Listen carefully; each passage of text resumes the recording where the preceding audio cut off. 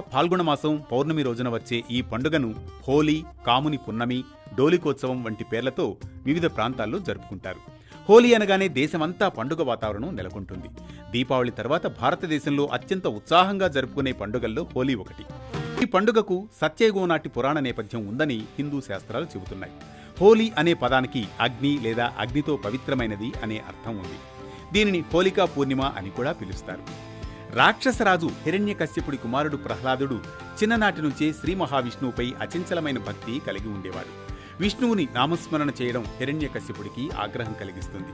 అందుకే ప్రహ్లాదుణ్ణి అంతమొందించాలనే దురుద్దేశంతో ప్రయత్నాలు ప్రారంభిస్తాడు. ఈ క్రమంలోనే అగ్నికి భయపడని వరం కలిగిన తన సోదరి హోళికను పిలిపించి ప్రహ్లాదుణ్ణి మంటల్లో వేసి సంహరించమని ఆదేశిస్తాడు. హోళిక ప్రహ్లాదుణ్ణి ఒడిలో కూర్చోబెట్టుకుని అగ్నిలోకి ప్రవేశిస్తుంది. అయితే విష్ణు మాయతో ప్రహ్లాదుడు క్షేమంగా బయటపడగా హోళిక మాత్రం మంటల్లో దగ్ధమవుతుంది.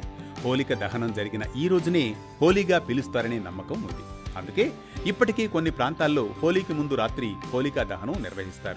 తదుపరి చెడుపై మంచి సాధించిన విజయానికి చిహ్నంగా ఆనందంగా రంగులు చల్లుకుంటారు ఒకరిపై ఒకరు ప్రేమగా. అంటే నేటి పశ్చిమ బెంగాల్ ప్రాంతంలో హోలీని డోలోత్సవం లేదా డోలికోత్సవంగా జరుపుకుంటారు.